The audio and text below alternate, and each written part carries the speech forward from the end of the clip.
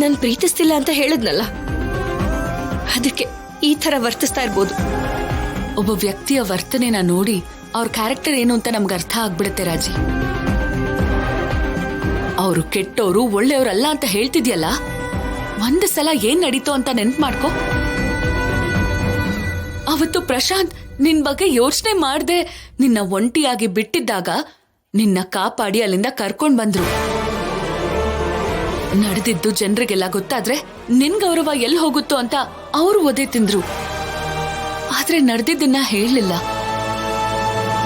ಇಷ್ಟೆಲ್ಲ ನಡೆದ್ರು ಯಾಕೆ ಸರ್ ನೀವು ನಿಜ ಹೇಳಲಿಲ್ಲ? ಆಕೆ ಆಡಿದ್ದಕ್ಕೆ ಓದೋದ್ ಬೇಡ ಅಂದ್ರು ನಿಮ್ಮ ಮನೇಲಿ. ಈ ವಿಷಯ ಗೊತ್ತಾದ್ರೆ ನಿನ್ನ ಮನೆಯಿಂದನೂ ಹೊರಗೆ ಬರಕ್ ಬಿಡಲ್ಲ. ನಿನ್ ಗೌರವದ ಬಗ್ಗೆ ಯೋಚನೆ ಮಾಡೋರು ನಿನ್ ಜೀವನನೇ ನಾಶ ಮಾಡ್ಬೇಕು ಅಂತ ನೋಡಿದ್ರು ಅಂದ್ರೆ ಅದನ್ನ ಹೇಗ್ ನಂಬ್ತಿದ್ಯಾ? ಅದೆಲ್ಲ ನನ್ನ ನಂಬಿಸೋದಕ್ಕೆ ಮತ್ತೆ ನನ್ನ ಹತ್ರ ಮಾಡ್ಕೊಳ್ಳೋದಕ್ಕೆ ಅಂತ ಮಾಡಿರೋ ಕೆಲ್ಸ. ನನಗೀಗ ಅರ್ಥ ಆಗ್ತಿದೆ. ಅರ್ಥ ಮಾಡ್ಕೋಬೇಕಾಗಿರೋ ವ್ಯಕ್ತಿನ ಅಪಾರ್ಥ ಮಾಡ್ಕೊಂಡ್ರೆ ಜೀವನ ಪೂರ್ತಿ ನೋವನ್ಭವಿಸೋದು ನೀನೆ. ನಿಜಾನೇ, ಅವನು ಒಳ್ಳೆಯವನು ಅಂತ ನಾನು ನಂಬ್ದೆ ನೋಡು, ಅದು ನನ್ನ ತಪ್ಪು. ಇವಾಗ ನಿಜ ಅರ್ಥ ಆಗಿರೋದ್ರಿಂದ ಇನ್ ನನ್ನ ಜೀವನದಲ್ಲಿ ನೋವು ಅನ್ನೋದೇ ಇರಲ್ಲ.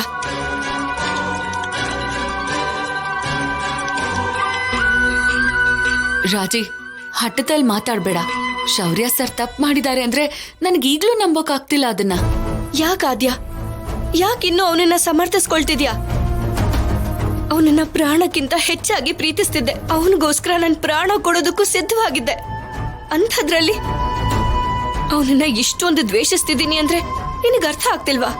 ಕೆಟ್ಟದ್ದು ಬೇಗನೆ ಅರ್ಥ ಆಗುತ್ತೆ, ಆದ್ರೆ ಒಳ್ಳೇದು ನಮ್ಗೆ ಅರ್ಥ ಆಗೋದ್ರೊಳಗೆ ಪರಿಸ್ಥಿತಿಗಳೇ ನಮ್ ಕೈ ಮೀರ್ ಹೋಗ್ಬಿಡತ್ತೆ. ಅದಕ್ಕೆ ಹೇಳ್ತಾ ಇದ್ದೀನಿ, ಶೌರ್ಯ ಸರ್ ತಪ್ಪು ಮಾಡಿದಾರೋ ಇಲ್ವೋ ಅಂತ ನಂಬೋದಲ್ಲ, ಮಾಡಿರ್ತಾರ ಅಥವಾ ಅವ್ರು ನಿಜವಾಗ್ಲೂ ಮಾಡ್ತಾರಾ ಅಂತ ಯೋಚನೆ ಮಾಡು. ಆವೇಶ ಮನ್ಸಿನ ಮಾತನ್ನ ಕೇಳಲ್ಲ, ಕೇಳೋಕ್ಕೂ ಬಿಡಲ್ಲ. ಅದಕ್ಕೆ ಆ ಆವೇಶನ ಪಕ್ಕಕ್ಕಿಟ್ಟು ಯೋಚನೆ ಮಾಡು. ನಿನ್ ಮನ್ಸೇ ನಿನಗೆ ಉತ್ತರ ಕೊಡುತ್ತೆ. ಯೋಚನೆ ಮಾಡೋದಕ್ಕೆ ಇನ್ನೇನು ಉಳ್ದಿಲ್ಲ ಆದ್ಯ. ಆ ಮೃಗದ ಬಗ್ಗೆ ಯೋಚನೆ ಮಾಡಿ ಮಾಡಿ ನನ್ನ ಜೀವನಾನೇ ನಾಶ ಮಾಡ್ಕೊಂಡ್ ಬಿಟ್ಟಿದ್ದೀನಿ ನಾನೀಗ. ಇನ್ನು ಅವನ ಬಗ್ಗೆ ಯೋಚನೆ ಮಾಡಕ್ಕೆ ಏನ್ ಉಳ್ದಿದೆ?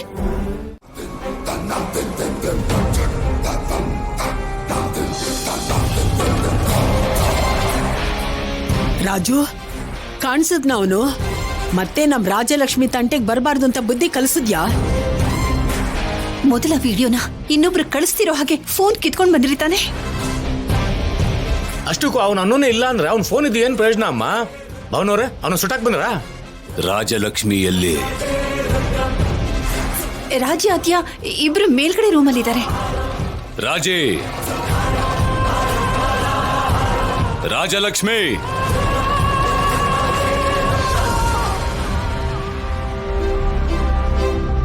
ಏನ್ ನಡೀತು ಅಂತ ಹೇಳ್ದೇನೆ ರಾಜಲಕ್ಷ್ಮಿ ಹತ್ರ ಏನೋ ಕೆಲ್ಸ.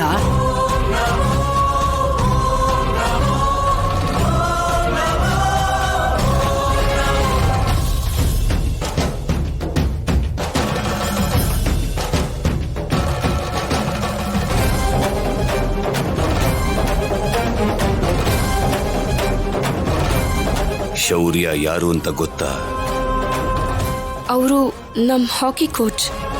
ನಿನಗ್ ಗೊತ್ತಿರೋದಷ್ಟೇ ಅಲ್ವಾ?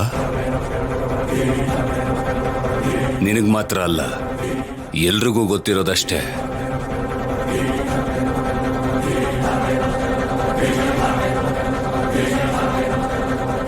ಆದ್ರೆ ನಮಗಿವತ್ತು ಹೊಸ ವಿಷಯ ಗೊತ್ತಾಯ್ತು. ಏನ್ರಿ ಅದು? ಆ ಶೌರ್ಯ ನಮ್ಮ ಪ್ರಶಾಂತ್ಗೆ ಅಣ್ಣ ಆಗ್ಬೇಕು.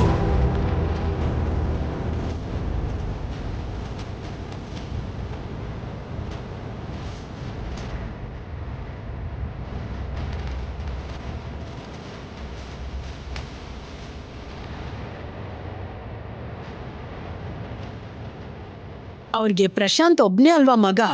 ಇಲ್ಲಮ್ಮ,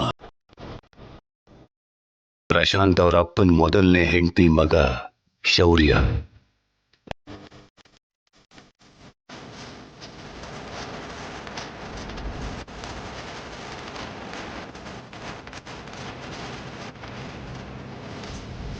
ಮತ್ತೆ ಈ ವಿಷಯ ಯಾವತ್ತೂ ನಮ್ಗೆ ಹೇಳಿಲ್ವಲ್ಲ? ಹೇಳಿದ್ರೆ ಈ ಮದುವೆ ಮಾಡೋದಕ್ಕೆ ನಾವೆಲ್ಲಿ ಒಪ್ಕೊಳ್ಳಲ್ಲ ಅಂತ ಭಯ ಪಟ್ಟಿದ್ರು. ಇಷ್ಟಕ್ಕೆ ಅವನೇನ್ ಮಾಡಿದ್ನು? ಅವನು ನಮ್ಮ ಮಗ, ಅವನಿಗೇನು ಮಾಡಬೇಡಿ ಅಂತ ಅವರು ನಮ್ಮ ಕೈಕಾಲು ಹಿಡ್ಕೊಂಡ್ರು. ಹಾಗಂತ ಅವನ ಸುಮ್ಮನೆ ಬಿಟ್ಬಿಟ್ರಾ? ಅವನಿಗೆ ಆ ಕುಟುಂಬ ಆಗ್ಲಿ ಪ್ರಶಾಂತ್ ಆಗ್ಲಿ ಆಗಲ್ಲ. ಆ ಕೋಪದಿಂದ ಅವನು ರಾಜಲಕ್ಷ್ಮಿ ಪ್ರಶಾಂತ್ ಮದುವೆ ಮಾಡ್ಕೋತಿದ್ದಾರೆ ಅಂತ ಗೊತ್ತಾಗಿ ರಾಜಲಕ್ಷ್ಮಿ ಜೀವನನ ನಾಶ ಮಾಡಿ ಅವ್ರ ಮೇಲೆ ತನಗಿರೋ ಕೋಪನ ತೀರಿಸ್ಕೋಬೇಕು ಅಂತ ನೋಡ್ದ. ಅಮ್ಮ ಅಮ್ಮ, ಇವನ್ ಯಾಕೆ ಕರೀತಾ ಇದ್ದಾನೆ? ನಿಮ್ ಹತ್ರ ಏನಾದ್ರೂ ಕೆಲ್ಸ ಇದೆಯೇನೋ ಅತ್ಗೆ?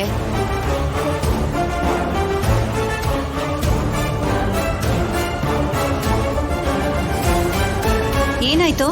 ದೇವಸ್ಥಾನದ ಕರೆಂಟ್ ಯಾಕೆ ತೆಗ್ದು?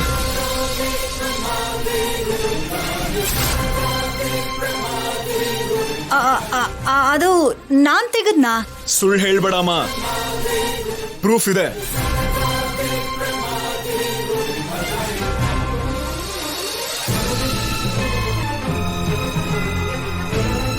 ನಿಜ ಹೇಳಮ್ಮ, ಮೇನ್ ಯಾಕೆ ಆಫ್ ಮಾಡಿದೆ?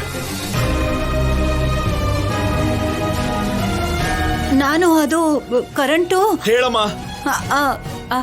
ಅದು ಅದು ಚಾರು ಆಫ್ ಮಾಡು ಅಂದ್ಲು ಕಣೋ. ಚಾರು ಆಫ್ ಮಾಡಕ್ ಹೇಳಿದ್ಲ? ಚಾರು ಏನಕ್ಕೆ? ಆ ವಿಷಯನ ಅವಳನ್ನೇ ಕೇಳು. ಕರಿಯೋಳ್ನ. ಮೇನ್ಸ್ ಆಫ್ ಮಾಡೋ ಅವಶ್ಯಕತೆ ಏನಿತ್ತೋ ನನಗೆ ಗೊತ್ತಾಗ್ಬೇಕು. ಕರಿತೀನಿ.